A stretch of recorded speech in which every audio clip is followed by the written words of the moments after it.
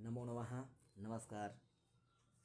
मैं सदाबहार चिंटू और आप देखना आरंभ कर दिए हैं अपना ही यूट्यूब चैनल सदाबहार संस्कृत क्लासेज।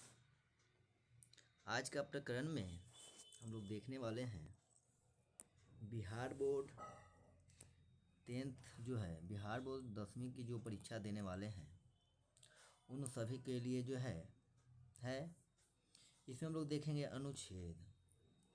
ठीक है, अनुच्छेद जो हैं बिहार बोर्ड परीक्षा में 7 अंकों के पूछे जाते हैं।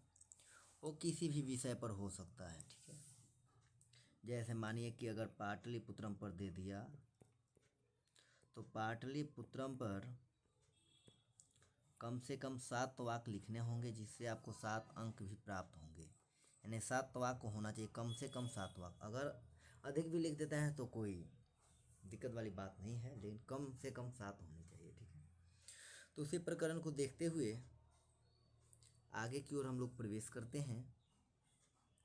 तो सबसे पहले PDF ला देता हूँ। ठीक है, उस PDF के माध्यम से हम लोग देख लेंगे। तो पाटलिपुत्रम क्या हो गया? पाटलिपुत्रम। देखिए, पाटलिपुत्रम का अर्थ होता है पटना। पाटलिपुत्र का अर्थ क्या है? तो पटना है। ठीक है, अब यहाँ पटना के विषय में देखना है। तो बोलता है पाटलिपुत्रम एकम प्राचीन नगरम अस्ति। पाटलिपुत्रम एक प्राचीन नगर है। इसका अर्थ अगर हिंदी जानेंगे तो पटना एक पुराना शहर है। नगर का मतलब क्या हो गया? शहर। नगरम यानी होता है शहर। ठीक है, प्राचीन काले पाटलिपुत्रस्य नाम कुसुमपुरम पुष्पपुरम च आसीत्। कहता है प्राचीन काल में, पुराने समय में पाटलिपुत्र का नाम क्या था? तो कुसुमपुर था। और क्या था? तो पुष्पपुर था। च बाद में इसलिए लगता है क्योंकि हिंदी में हम लोग क्या लिखते हैं? कुसुमपुर और पुष्पपुर लिखते हैं, लेकिन च रहेगा जिसके पहले और लगा देना है। जैसे पुष्पपुरम के बाद च है तो पुष्पपुरम के पहले च लगा लेंगे। ठीक है, यानी और लगा लेंगे, च को और कर दिए। ठीक है, तो प्राचीन काल में पाटलिपुत्र का नाम क्या है? कुसुमपुर और पुष्पपुर था। अब कहता है सम्राट अशोक की राजधानी पाटलिपुत्रम एवं आसीत्। कहता है कि सम्राट अशोक की राजधानी पाटलिपुत्र ही था।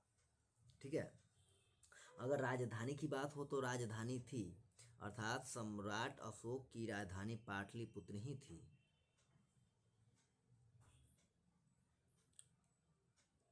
ठीक है, आधुनिक भारतस्य यानी आधुनिक भारत का बिहार राज्यस्य यानी बिहार राज्य की राजधानी पाटलिपुत्रम एवं अस्ति।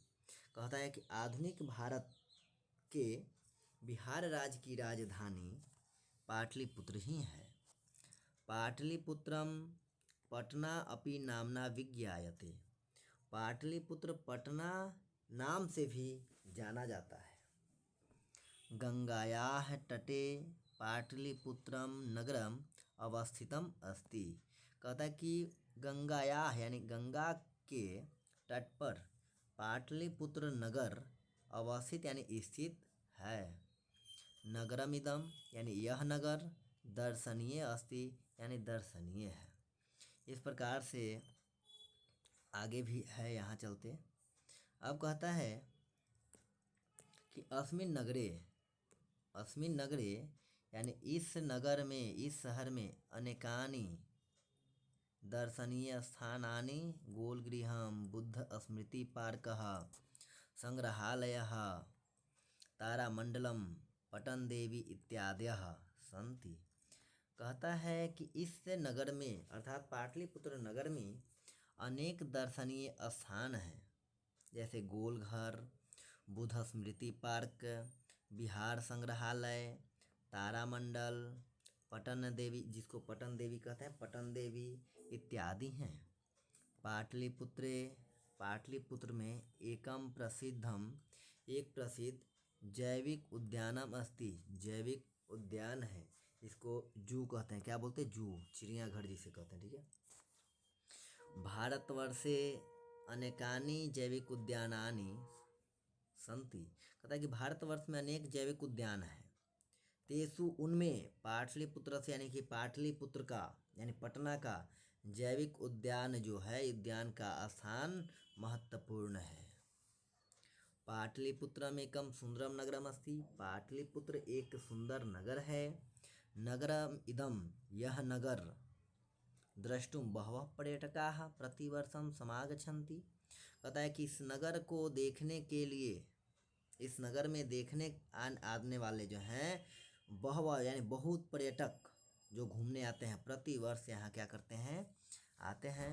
इस तरह से आपको जो है बता दिए गए। इसका जो है आप क्या करें, इसे आप स्क्रीन शॉट लिए होंगे तो ठीक है, नहीं तो वीडियो को फिर से आप देख करके स्क्रीन शॉट ले लेंगे। और इसमें से जो जो शब्द आपको, जो जो वाक्य आपको आसान लगे, उस वाक्य को कर लेंगे। कम से कम 7 अंक आप करेंगे तो बिहार बोर्ड परीक्षा में आपका 7 अंक निर्धारित हो जाएंगे। आज के लिए इतना ही, मिलते हैं अगले प्रकरण में। तब तक के लिए नमः संस्कृताय। जयतु संस्कृतम, जयतु भारतम।